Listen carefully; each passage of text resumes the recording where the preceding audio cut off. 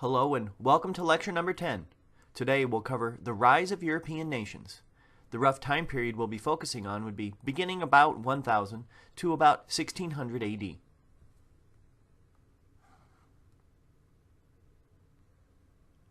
A few themes will be addressed in this presentation. First of all, we'll look at politics and the development of monarchies in three areas: England, France, as well as Russia. What we'll see is that the map of Europe was much different back then than it is today. Also, in many ways, England and France today are close allies. However, what we'll see during this era is that the two countries often had conflict with one another. So we'll go ahead and start with England, and one important early leader would be William the Conqueror. In 1066, the King of England died without an heir to the throne. William, who was from France, was a distant relative of the king. So he gathered his army, invaded England from France, defeated the English forces, and became the King of England. William earned the moniker, the Conqueror, as a result of his actions. He was actually from the northwestern region of France called Normandy. It's underlined here on the map. He and his forces crossed the English Channel and landed at the town of Pevensey. Shortly thereafter, he defeated his rivals at the Battle of Hastings. This was the last time England was successfully conquered by an invading army. Pretty amazing. Not too long after his army successfully invaded England, William had what was called the Domesday Book commissioned. This was an extensive survey of all the land and wealth owned by people throughout England. Based upon the spelling of this book, one would think that it would be called Domesday. It's actually pronounced Doomsday because, as the people put it, just as no one could escape the doomsday judgment of God, no one was going to escape the assessors of the king, because once all of that wealth and all of the land was quantified, then this new monarch was able to tax people at the proper rates. That's why he had this Domesday Book commissioned. Another of the king's accomplishments was the Small Council. This was a permanent group of nobles set to advise him on a variety of issues. These were all members of the nobility, and they would take turns advising the kings over the years. Eventually, this evolved into a permanent structure called Parliament. This was important because it laid the foundation for the modern government that England has today. Next, I'd like to look at another king of England, and this would be Henry II. The reign of Henry II began in 1154. One of his early accomplishments was to expand England's territory to include much of what we now think of as Western France. He did this through military conquest as well as through marriage. In fact, it's rather odd, the King of England during his reign ruled more of what we now think of as French territory than the King of France did at that time. The purple sections on this map identify regions that were controlled by England. The arrow points to what is now part of northern France, but that was under the control of England in this time period. And the circled area shows a part of France called Aquitaine. England was able to acquire this when Henry II married Eleanor of Aquitaine. One of the main accomplishments of Henry II dealt with the establishment of a modern judicial system. What happened is that he empowered members of the nobility to ride to distant areas of England, and they would act as judges or justices, and they would go to a community and they would find 12 good men who, under oath, would announce the different crimes that had been committed. They would hold a trial, and after a series of hearings, these good men would decide if someone was guilty or innocent. After making this circuit, and riding around to different areas, what tended to happen is that members of the nobility would punish people, or they would have the same punishments for certain crimes. So initially, there were many different punishments for stealing or for rape or for murder, but once these nobles began to travel to different parts of England and they began to impose similar crimes, a more modern system was developed in England. This updated system was based on the concept of common law, whereby precedents would be followed. So, if one community established a particular punishment for a specific crime, and if another community followed that precedent, what they were doing is they were allowing a bottom-up approach to their legal system, as opposed to Roman law, which tended to be that an official, ideally, initially in Rome, would have established what was a crime and the specific punishment for the crime. This was a bottom-up approach as opposed to Roman law, which was top-down. Here we see the tomb of Henry II, the King of England, a successful King of England, and again, one of the ironies is that he's buried in what is today France, demonstrating the close connection between England and France in this era. We'll now look at another King of England. This one wasn't so successful, however. Possibly the least successful King of England was King John. He was so unpopular and despised that no other King of England has ever been named John afterwards. One of the things that he did was he imposed tremendous taxes, and he was very unpopular. Because of this, members of the nobility got together and they forced him to accept something, and it was called the Magna Carta. The image on the right shows a replica of the Magna Carta, which was given to the United States in 1776. It established justice and due process so that the king could not simply throw someone in prison. Instead, if a person was to be imprisoned, a jury of one's peers had to convict someone of a crime. Another example was that the king simply couldn't establish arbitrary punishments for a crime. The punishment had to fit the crime itself. Also, property could not be taken without the consent of the people whose property was being taken. So the king couldn't simply take people's property. Essentially, the nobility banded together and forced the king to accept these limits. The Magna Carta is important because it is the cornerstone of English law, and it's the basis or foundation for England's constitution. Now that we've looked at the development of monarchies in England in this era, we'll switch gears a little bit and look at France. The actions of Louis IX highlight some of the reforms put into place by France in this era. First of all, Louis IX was known for his deep Christian faith. Louis IX's devotion to Christianity was seen in a variety of ways. He went to Mass every single day. Often during Holy Week it was twice a day. He led more than one crusade. On the left, you see an image of him leading the 8th Crusade as he fought to expand Christianity. On the right, we see a portrayal of Louis IX washing the feet of lepers. He engaged in activities such as these because Jesus had done so during his lifetime, and he would do this and try to serve the poor, particularly during Holy Week, and he wanted to be a role model for others. Just as Henry II transformed England's judicial system, Louis IX did the same for his country. He created what was called the establishments. Royal commissioners were sent to various regions in France, and they were to inspect local governments. What they did was they established customs and ordinances to guide judges so they didn't make arbitrary decisions.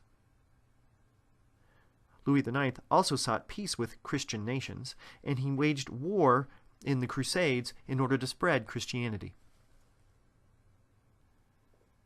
The area on this map that's circled in yellow was a region that was traditionally claimed by French monarchs. It was an area near the Pyrenees Mountains. Rather than settling this dispute through war, Louis negotiated with the Spanish, and the settlement that was reached lasted for over 200 years. I don't know if anybody's taken a class from Dr. Halal. Hamdi Halal teaches biology here at West Shore, and he grew up in Egypt. The town was called Al-Mansura. Louis IX was engaged in the 8th Crusade and fighting against Muslim nations, and he was actually taken as a prisoner of war in Hamdi's hometown of Al-Mansura. The building that's shown here shows the jail or the judge's house where he was kept. Due to his success as a political leader and the establishments that he put into place, and his devotion to Christianity, he was granted sainthood after his death. So Louis IX is also Saint Louis. Conflict between England and France resulted in war in the 1300s. I'd like to talk about the 100 Years' War next.